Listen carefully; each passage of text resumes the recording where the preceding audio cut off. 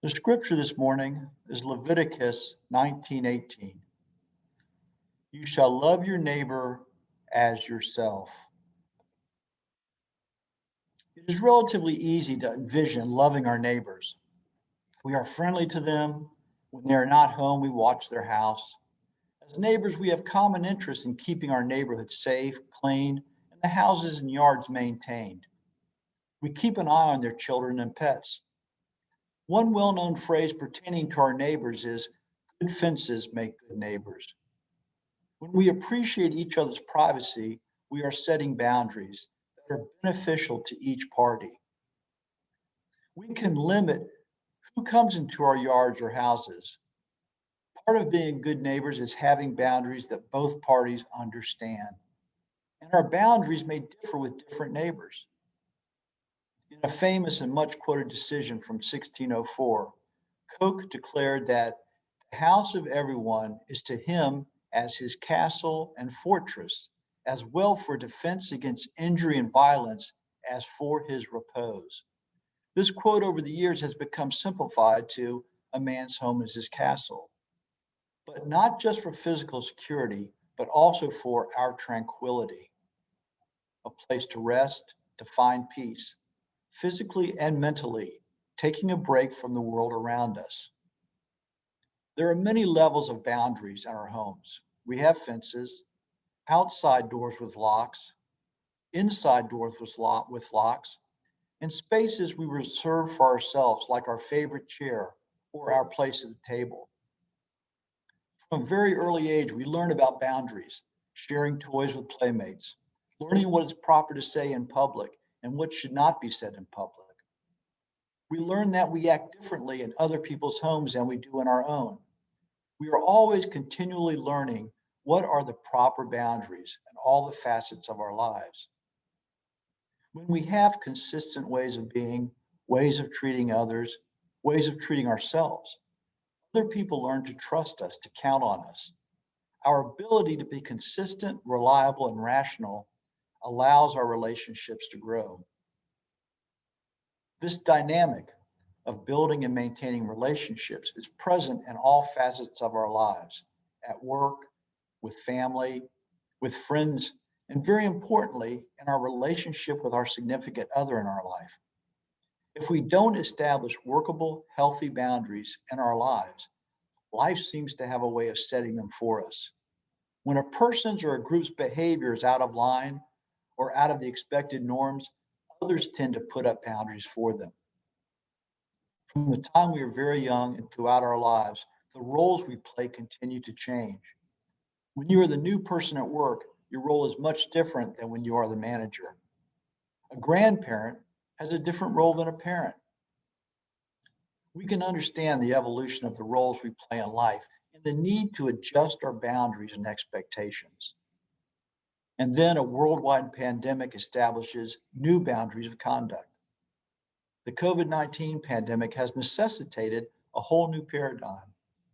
The expectations of personal space and proper behavior has changed suddenly. Our behavior at work, at school, with friends, at the grocery store and the gas station has all been drastically altered. During a pandemic, the need for good fences is a tangible life or death matter. All the people of the world share a new relationship that requires new boundaries. In the pandemic, everything, including loving our neighbors, has become more complicated. When we love a person, we may be attracted to them because of their personality, physical appearance, the way they make us feel. There are innumerable reasons why we might love another person. In any relationship, trust is a major factor. We learn to trust a person when they are consistent in the way they treat us and the way they react to situations. We are attracted to people who are confident, honest, and say what they mean. All the traits we consider when we explore why and how we love our neighbors or how we love another person also apply to loving ourselves.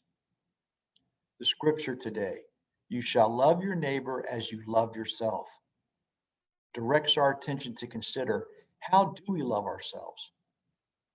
There's an opening exercise I was taught by Dr. Jim Green that I use before most of my meditations.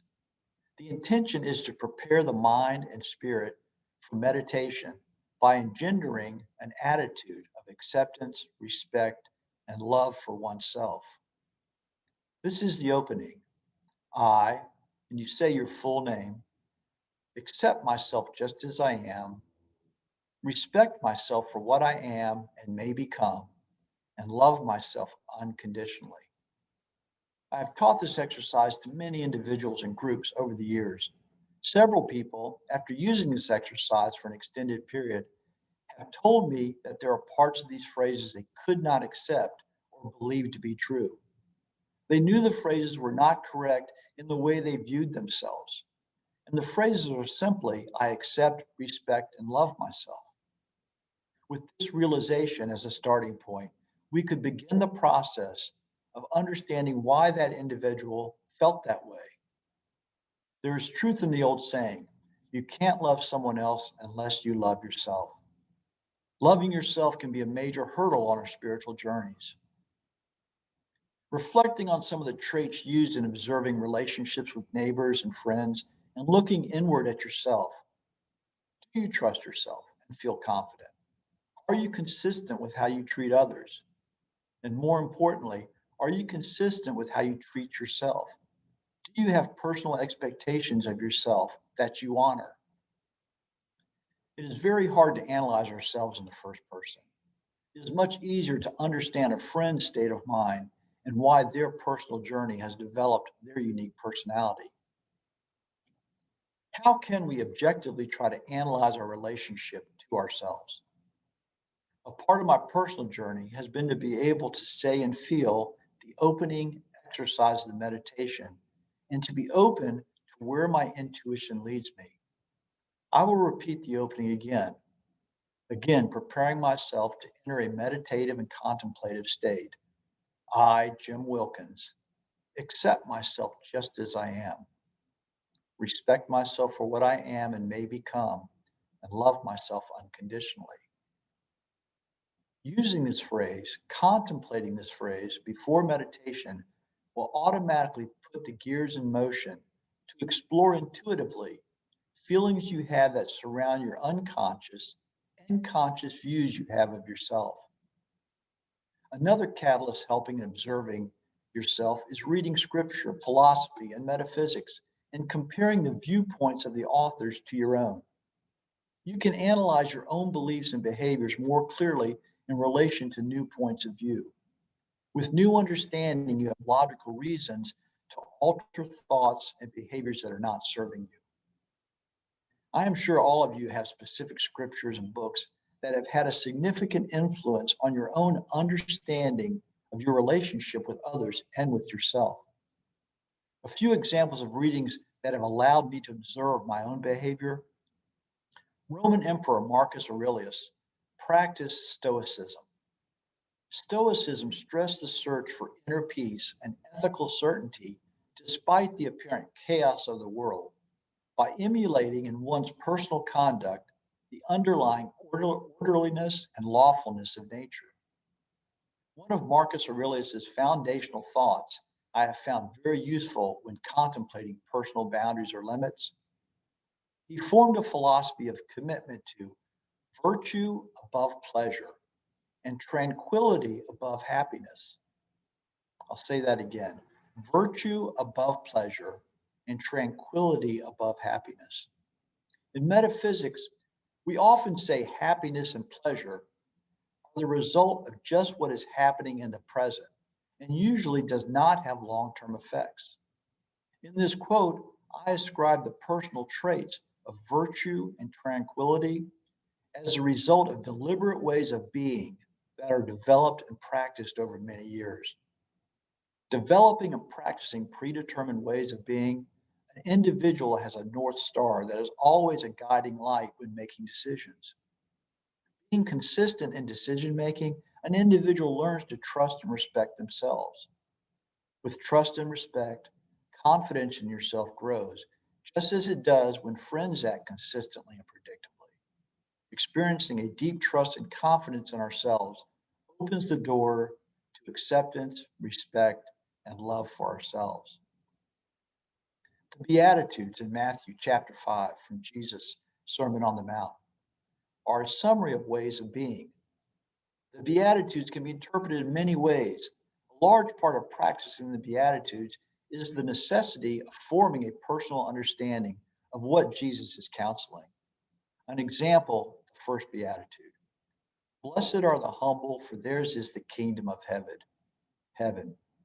We could interpret humble in many ways. The Lambda Bible notates that in Aramaic, the word humble could be interpreted as unassuming. Unassuming, not feeling entitled to receive better treatment than other people, not feeling entitled to receive something with no effort. My interpretation of this beatitude is to be content with what we have in the present, to not be jealous of what others have. Being humble and content, your focus and ability are open to all the possibilities the universe presents to you. Living this beatitude would be setting a personal expectation on your own state of mind and assuming responsibility for yourself. I titled the sermon, Creating Boundaries. When we purposely set our own boundaries and alter our habitual patterns, we build trust and confidence. We experience the feeling of accomplishment when completing a project or a task that takes commitment and time. We are in the Christian season of Lent, the 40 days of fasting and prayer leading up to the celebration of Easter. It is a period of preparation to celebrate Jesus' resurrection. During Lent, we seek spiritual nourishment in prayer and by reading scripture. We practice self-control through fasting. Having set a number of days in Lent makes our personal expectations and goals more achievable. Many know the tradition of abstaining from meat on Fridays during Lent, but we may also practice self-discipline and fast in other ways throughout the season. There are many things people may give up during Lent that can keep them focused on the intention of the season and the discipline of doing without.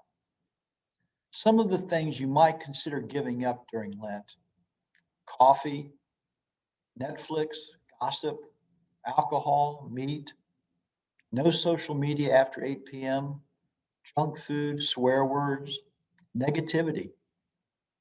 I'm pretty sure all of us could find something on this list that we could practice avoiding during Lent.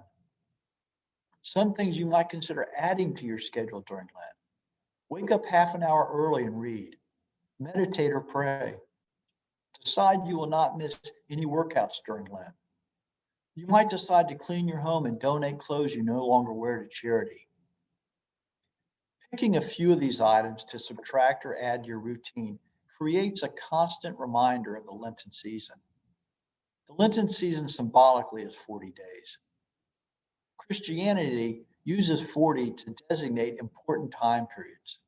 Before his temptation, Jesus fasted 40 days and 40 nights in the desert. 40 days was the period from the resurrection to the ascension. The Israelites wandered 40 years after escaping slavery in Egypt. A few of the benefits of practicing the ritual of Lent are self-discipline, confidence, trust, and respect for yourself. These are the same traits we expect in a neighbor, a friend, and a significant other. Decide what is important to you and hold yourself to your own standards. This season of Lent, pick something that you would like to add to your schedule or something you would like to limit. Write down your intention and follow through. It is a step in accepting, respecting, and loving yourself unconditionally. Blessings.